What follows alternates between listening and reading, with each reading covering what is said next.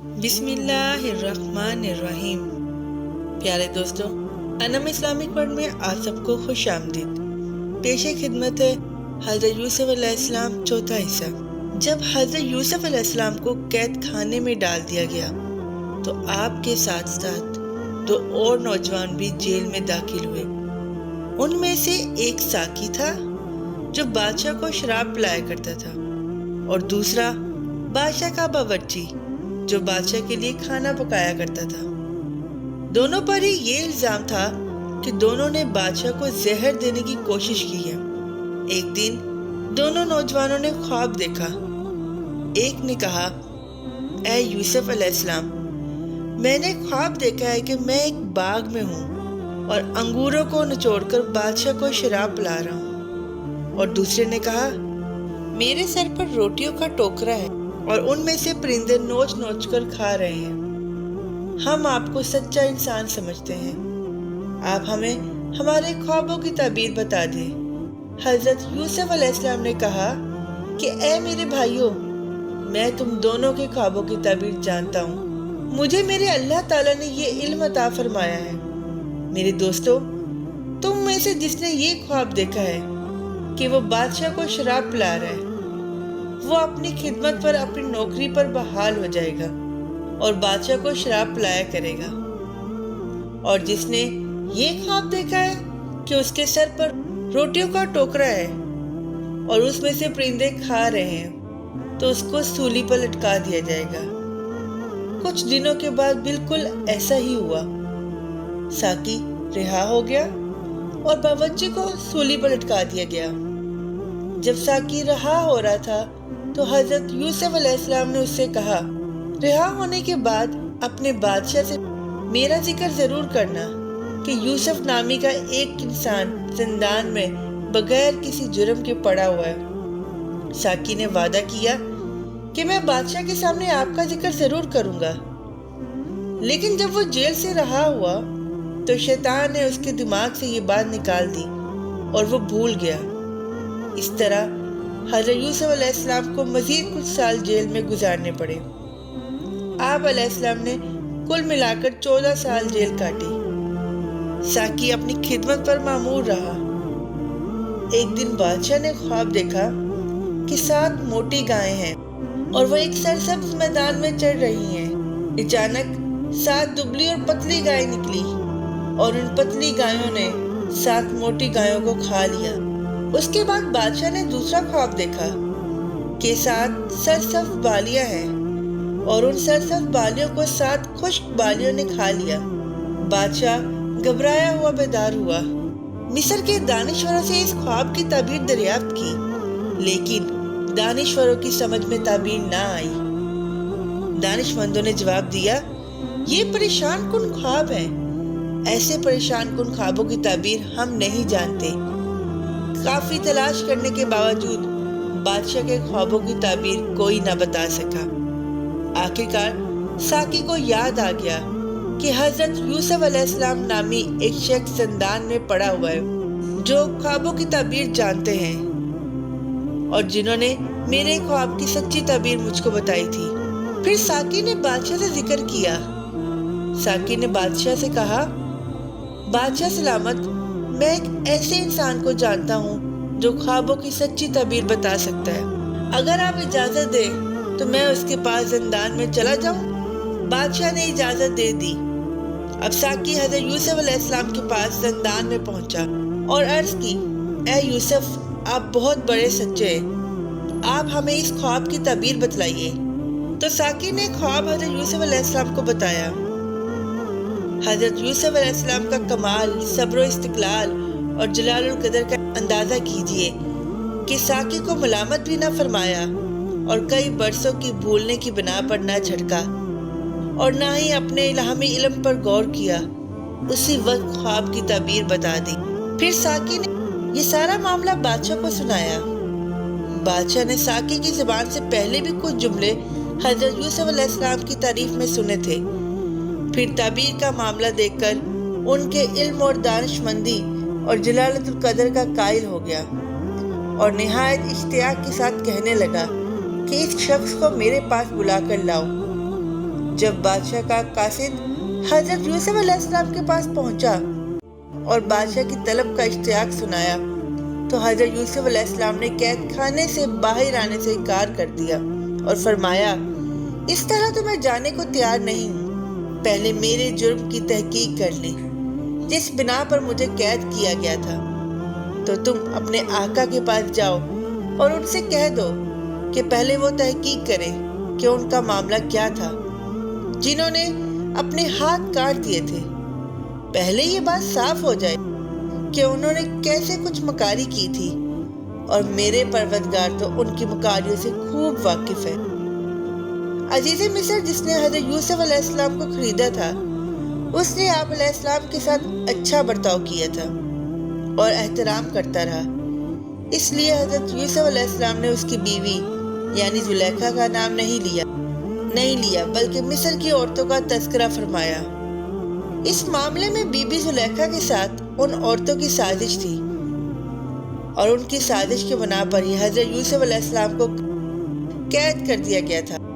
Be be Zulaikha نے جب دیکھا کہ اللہ تعالیٰ کی کامل مدد حضرت یوسف علیہ السلام کے ساتھ ہے اور اللہ تعالیٰ نے انہیں جیل خانے میں رہتے ہوئے اعلیٰ مقام اور مرتبہ عطا کیا، تو وہ کہنے لگی کہ واہ کیا کھویا ہے، میں خود اس عمل کا اقرار کرتی ہوں اور اپنا قصور بیان کرتی ہوں۔ واقعی میں نے حضرت یوسف علیہ السلام کو پھسلانا چاہا تھا، اور حضرت یوسف علیہ السلام نے جو میرے خاوند کے سامنے کہا تھا کہ یہ عورت مجھ کو پھسلا رہی تھی، اس بات میں حضرت یوسف علیہ السلام بالکل سچے تھے۔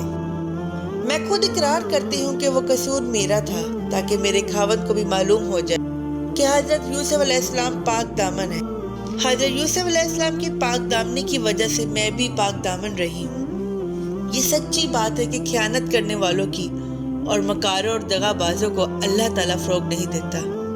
زلیخا کا کہنا سچ تھا، اور اپنی عزت اور آبرو کی پرواہ نہ کرنا اس واسطے بھی تھا کہ حضرت یوسف علیہ السلام کو جیل بھیجنے کے بعد زلیخا اب حضرت یوسف علیہ السلام کے دیدار سے محروم ہو رہی تھی، اور آپ علیہ السلام کے دیدار کے بغیر عشق انتہا کو پہنچ گیا تھا۔ اس لیے اپنی ذلت اور رسوائی کی پرواہ نہ کی اور معاملہ صاف کر دیا۔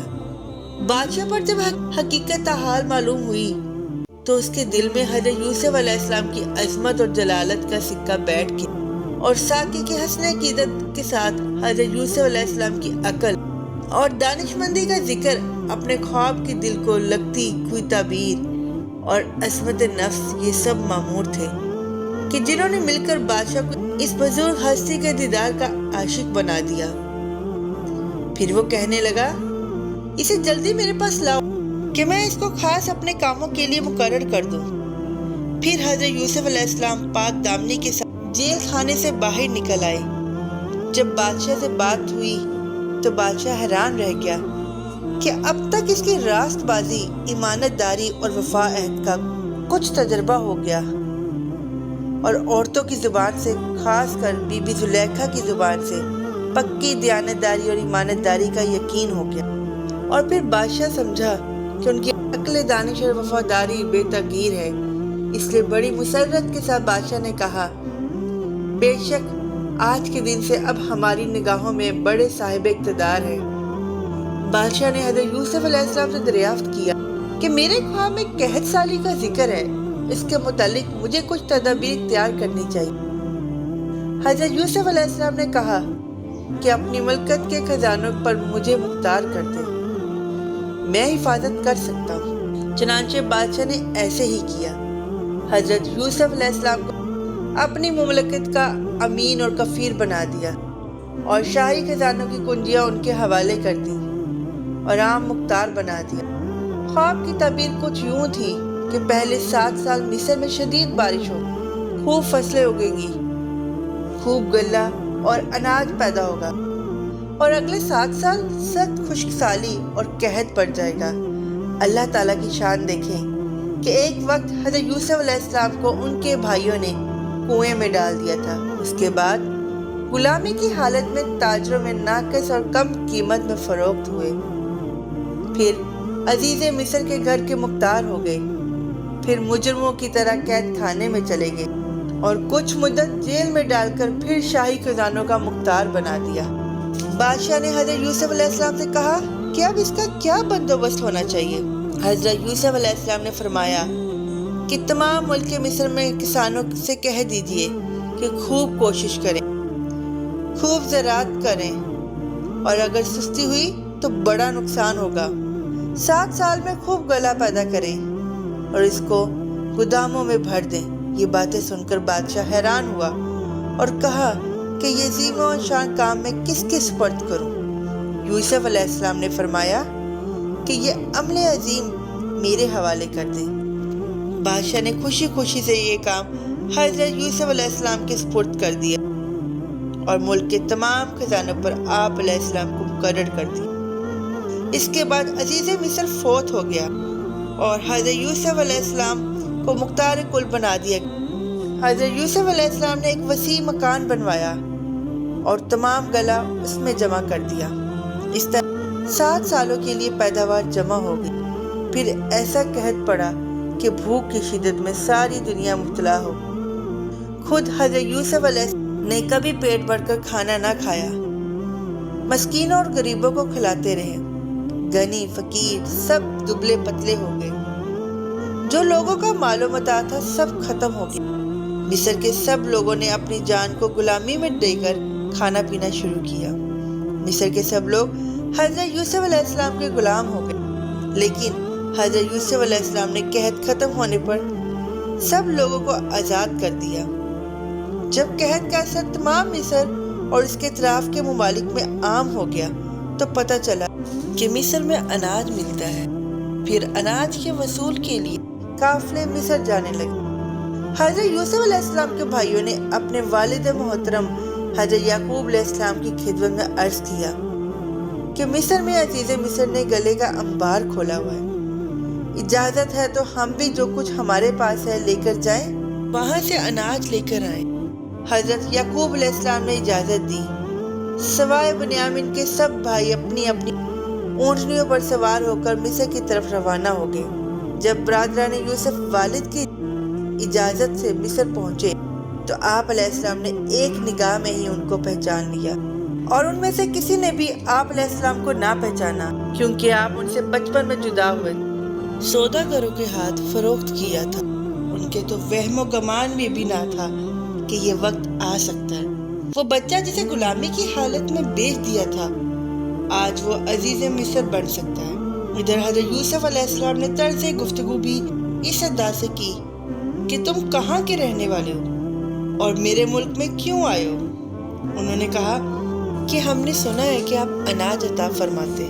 آپ علیہ السلام نے فرمایا، مجھے شک ہے کہ تم جاسوس تو نہیں؟ انہوں نے جواب دیا، معاذ اللہ، ہم جاسوس نہیں، ہم پیغمبروں کی اولاد ہیں۔ ہمارے باپ حضرت یعقوب علیہ السلام نبی ہیں، ہمارے دادا پردادا بھی نبی تھے، ہم نبیوں کی اولاد میں سے ہیں۔ حضرت یوسف علیہ السلام نے کہا کہ کیا تمہارے والد صاحب ابھی بھی زندہ ہیں؟ انہوں نے فرمایا، جی ہاں، ہمارے والد صاحب زندہ ہیں۔ حضرت یوسف علیہ السلام نے کہا کہ تم سب کتنے بھائی ہو؟ کہا، ہم 12 بھائی تھے۔ ایک بھائی ہمارا نہایت خوبصورت اور نبوت کے لائق تھا۔ ایک دن ہم جنگل میں کھیل رہے تھے تو اس کو بھیڑیا اٹھا کر لے گیا۔ اس کے غم میں ہمارے والد صاحب نے گوشہ گیری اختیار کی اور اس کے سگے بھائی کو اپنے حضور میں رکھ کر غم کی تسلی حاصل کرتے۔ برادران یوسف جب مصر پہنچے تو اس وقت حضرت یوسف علیہ السلام شاہی تخت پر بیٹھے تھے اور شاہی لباس زیب تن کیا ہوا تھا۔ بہرحال تمام حالات معلوم کرنے کے بعد حضرت یوسف علیہ السلام نے حکم دیا کہ ان کو سرکاری مہمان سمجھا جائے۔ پھر ان کے برتن گلے سے بھر دیے اور اونٹ کو تیار کیا۔ جتنا اناج ان کے جانور اٹھا سکتے تھے اتنا ہی ان کی بوریوں میں بھر دیا۔ پھر حضرت یوسف علیہ السلام نے کہا، دوبارہ پھر اپنے بھائی بنیامین کو بھی ساتھ لانا، تم دیکھتے نہیں کہ میں نے تمہاری کتنی مدد کی ہے۔ آپ علیہ السلام نے اپنے خدمتگاروں سے فرمایا، ان کی جمع پونجیاں ان کی بوری میں رکھ دو۔ جب یہ اپنے گھر کو جائیں اور اپنی پونجیوں کو پہچان لیں تو یہ ممکن ہے کہ یہ لوٹ کر دوبارہ میرے پاس واپس آئے۔ تو واپس جا کر بھائیوں نے تمام قصہ حضرت یعقوب علیہ السلام کو بیان فرمایا۔ عرض کی کہ والی مصر نے صاف صاف کہہ دیا ہے کہ اس وقت تک میرے پاس نہ آنا جب تک اپنے ستیلے بھائی بنیامین ساتھ نہ لاؤ۔ اس لیے آپ علیہ السلام سے التجا ہے کہ چھوٹے بھائی کو ہمارے ساتھ روانہ کریں، ہم اس کی نگہبانی اور اچھے سے حفاظت کریں گے، اور اس طرح ایک اونٹ کا بوجھ اناج بھی زیادہ لائیں گے۔ حضرت یعقوب علیہ السلام نے فرمایا، میں ہرگز بنیامین کو تمہارے ساتھ روانہ نہیں کروں گا جب تک تم اللہ کے نام پر عہد نہ کرو گے، وہ یہ کہ جب تک ہم سب کے سب گھیر نہ لیے جائیں تم ضرور اس کو اپنے پاس صحیح سلامت رکھو گے۔ پھر سب نے متھا دھو کر والد کے سامنے عہد کر لیا تو آپ علیہ السلام کو ہر طرح اطمینان دلایا۔ تب آپ علیہ السلام نے فرمایا کہ یہ سب کچھ محض اسباب جاری ہے، ورنہ کیا تم کیا تمہاری وضاحت اور کیا ہم اور کیا ہمارا عہد، ہم سب اس معاملے کو اللہ کی نگہبانی میں دینا چاہتے ہیں۔ اور فرمایا، ہم نے جو قول اور اقرار کیا ہے اس پر اللہ نگہبان ہے۔ اس عہد و پیمان کے بعد برادران یوسف علیہ السلام کا قافلہ دوبارہ مصر کی طرف روانہ ہوا۔ اس دفعہ بنیامین بھی ان کے ساتھ تھا۔ حضرت یعقوب علیہ السلام نے کچھ میوے اور تحفے عزیز مصر کے ہاتھ روانہ کر دیے۔ آپ علیہ السلام نے بیٹے سے فرمایا کہ تم سب ایک دروازے سے داخل نہ ہونا بلکہ الگ الگ دروازے سے جدا جدا داخل ہونا۔ اللہ کی طرف سے آنے والی کسی چیز کو تم سے ہٹا نہیں سکتا، صرف حکم اللہ کا ہے۔ میرا کامل بھروسہ اس پر ہے اور ہر بھروسہ کرنے والوں کو اس پر بھروسہ کرنا چاہیے۔ 5واں حصہ جلد آ رہا ہے۔ امید کرتی ہوں کہ آج کی ویڈیو آپ کو اچھی لگی ہوگی۔ اگر ویڈیو اچھی لگی ہو تو لائک کر کے ہمارے چینل کو سبسکرائب کر دیں اور بیل آئیکن پر کلک کر دیں تاکہ آپ ہماری حضرت یوسف علیہ السلام کی سیریز کا حصہ بنے رہیں۔ اگر زندگی رہی تو انشاءاللہ نئی ویڈیو کے ساتھ دوبارہ حاضر ہوں گے۔ ابھی ہمیں اجازت ہے۔ اللہ حافظ۔